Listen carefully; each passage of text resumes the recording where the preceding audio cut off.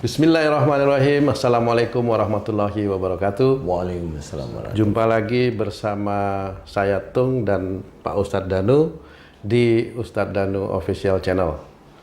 Apa kabar para sahabat beriman semua? Semoga dalam lindungan Allah, dalam keadaan sehat-sehat walafiat ya. Kali ini kita akan membahas sedikit pertanyaan dari para pemirsa ya. Dari Ibu Devi di Perdatamu, dekat nih, Jakarta. Assalamualaikum Pak Ustadz, semoga Pak Ustadz sekeluarga selalu dalam lindungan Allah Subhanahu wa Ta'ala. Saya mau bertanya mengenai anak saya yang masih berusia belum 2 tahun. Anak saya ini sering menderita panas, badannya sering sekali dan kebanyakan panas itu di daerah kepala. Dan kadang-kadang kalau diberi ASI suka menolak dan sering muntah. Dan hingga sampai saat ini badannya menjadi kurus. Saya khawatir dengan kondisi anak saya ini Pak Ustadz. Mohon penjelasannya. Demikian Pak Ustadz, ini dari Ibu Devi menanyakan tentang anaknya yang belum berusia 2 tahun. Kira-kira bagaimana menurut Pak Ustadz ini? Ya, Alhamdulillah.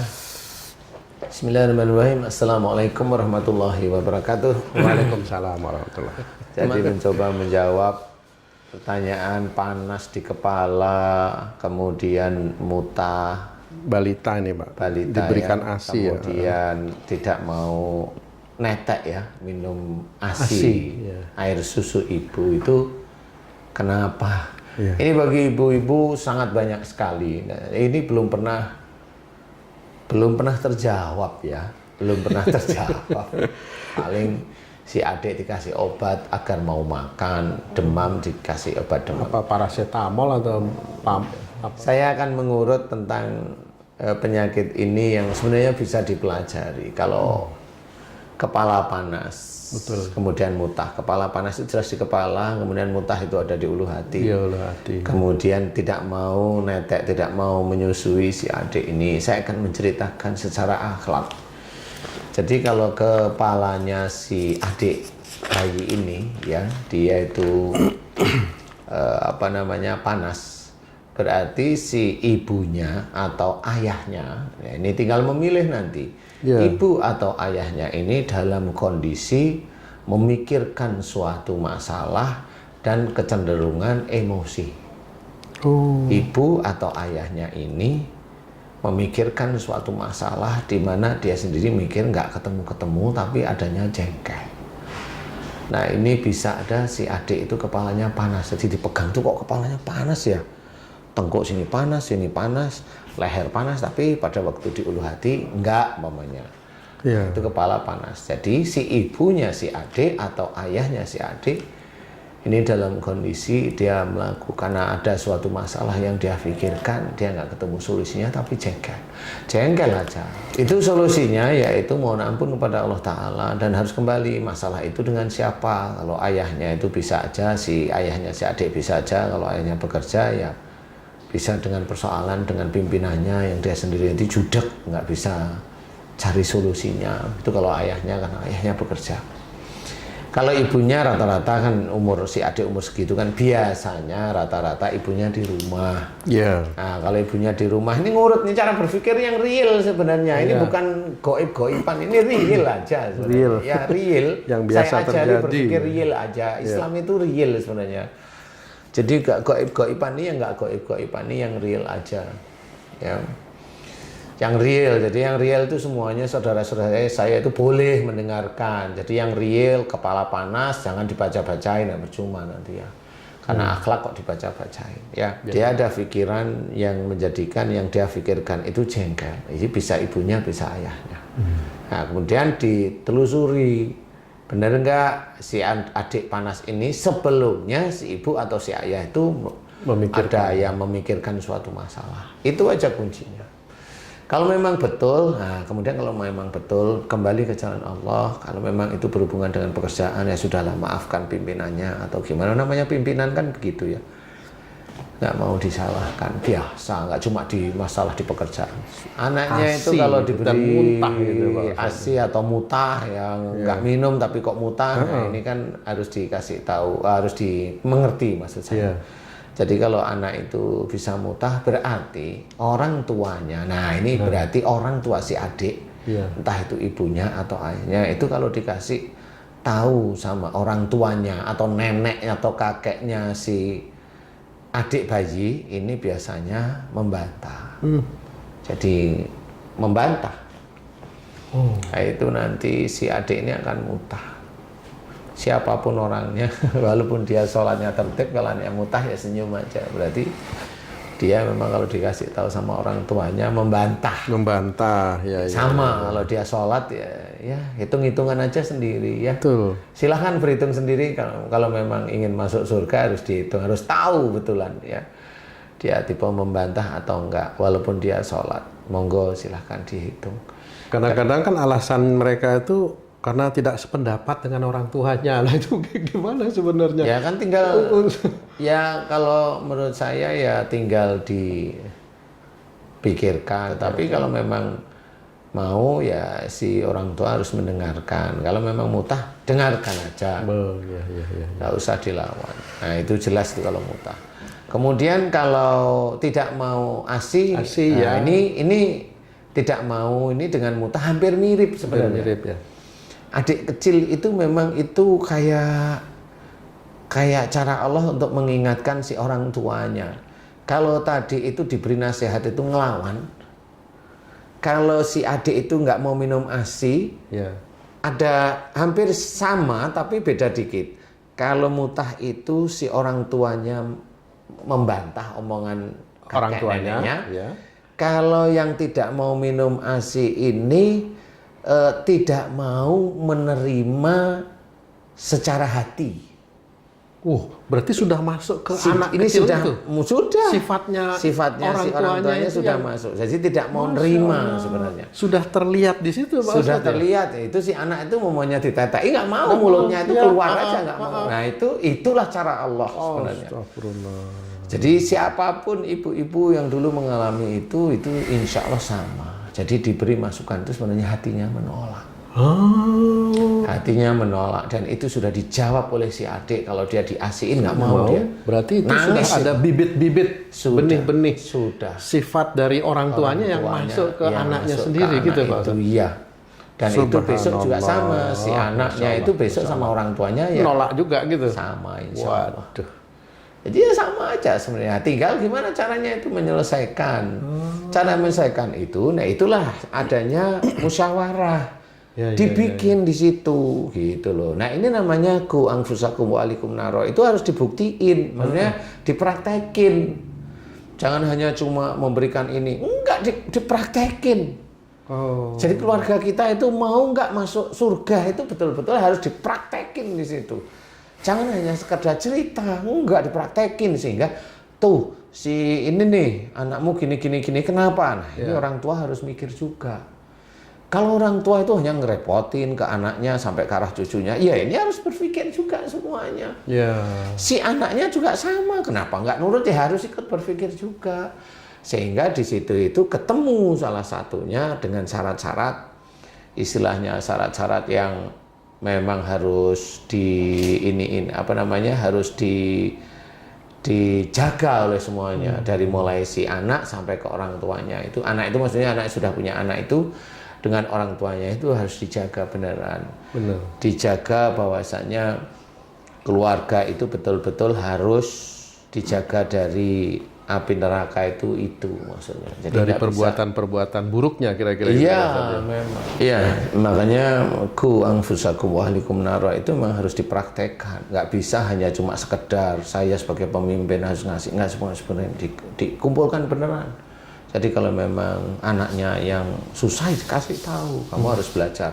Ini jadi nggak saling menyalahkan, tahu anak disalahin terus ya nggak boleh juga. Betul Pak. Kan gitu. Nah inilah yang harus kita ketahui bahwasanya ada bibit-bibit penolakan itu sudah mulai masuk pada si adik yang kecil. Berarti kalau orang-orang bilang itu kan penyakit itu ada karena penyakit turunan gitu Pak. Penyakit panas ini bisa jadi penyakit turunan juga kan? Ya sebenarnya yang turun itu kan sifatnya. Sifat buruknya ya Pak Ustadz ya. Jadi sifatnya. Jadi kayak umpamanya orang kena ayahnya kena gula, anaknya kena gula, Dia bilang itu turunan. bukan kalau saya nggak Bukan pernah turunan, bilang penyakit Pak Ustadz. turunan, sifatnya yang menurun. menurun dan sama. Gitu, sifatnya yang nurun dan sama. Jadi ada juga anaknya yang nggak kena gula, kenapa coba? Jangan bilang penyakitnya seneng sama dia kan gitu ya. Berarti soalnya saya itu bertaruh berani kok sifat yang kena gula dengan si anak yang kena gula itu sama. Sama. Ada yang lainnya nggak kena gula, nggak sama. Insya Allah seperti itu. Jadi tidak ada penyakit karena turunan. Itu yang pasti Pak Ustadz.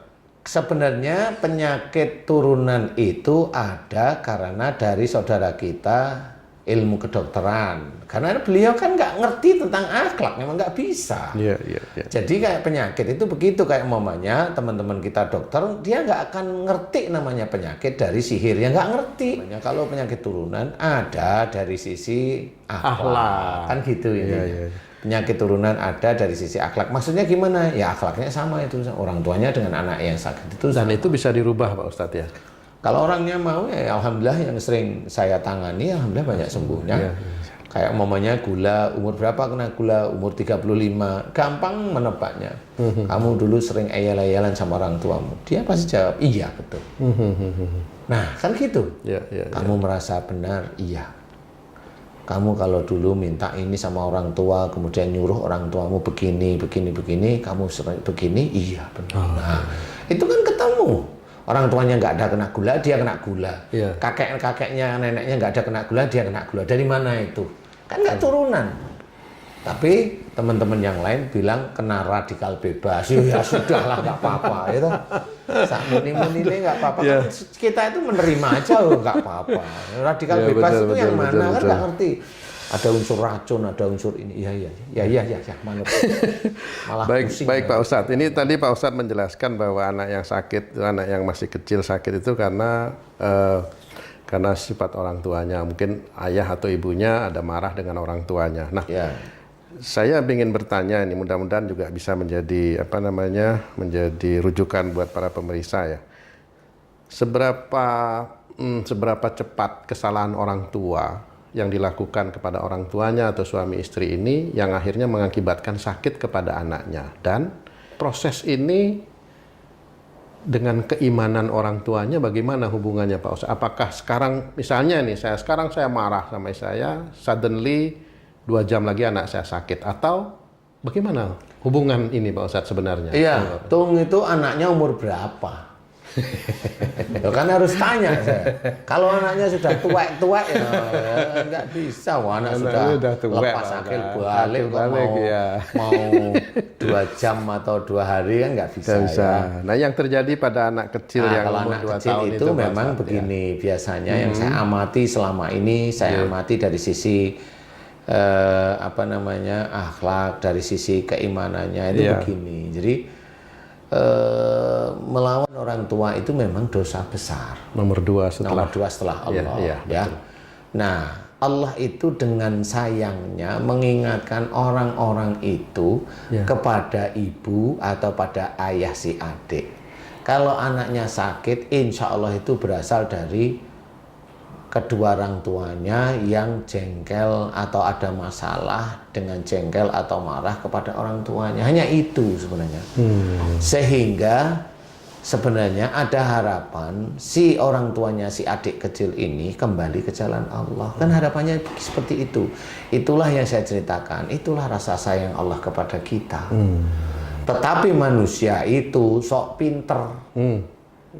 Dia tidak mau, istilahnya itu, orang itu tidak mau meminta ampun kepada Allah Ta'ala, nggak mau. Dia pilih yang ringan, berobat ke dokter. Boleh, mau ke dokter, ke siapa, anaknya sembuh, dia mikirnya itu dari obat dokter.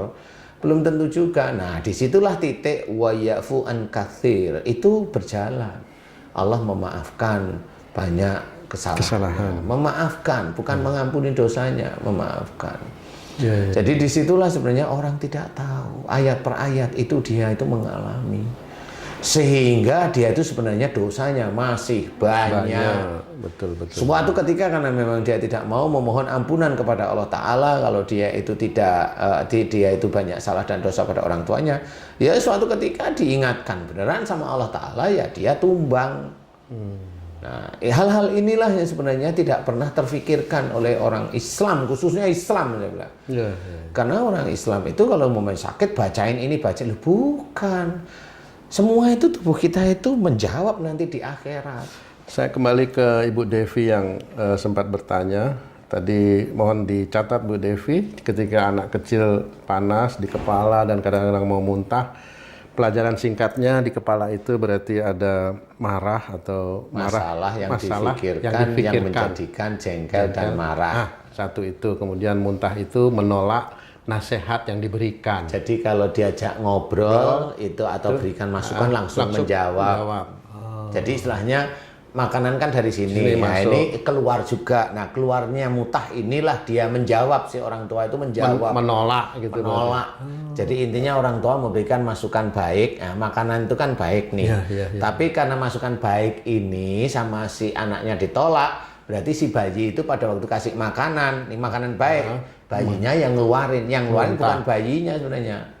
Allah. Oh, berarti itu merupakan petunjuk juga itu kepada kedua orang tuanya dari sakit si bayi. Si adik itu. Terus tip untuk supaya itu tidak berlanjut, Pak Ustadz. Wah, tidak berlanjut. Maksud saya si ibu, si orang tuanya ini juga dia imannya bertambah kepada Allah, terus anaknya juga tidak menjadi dosa nanti ketika akil balik. Tipsnya yang singkat seperti apa Pak Ustadz? Iya, minta ampun, minta maaf pada orang tuanya. Kemudian kalau memang ini bermasalah kok kayaknya ini berkepanjangan, ya pindahlah istilahnya kalau saya. Iya, pindah daripada dosa semuanya mau kemana?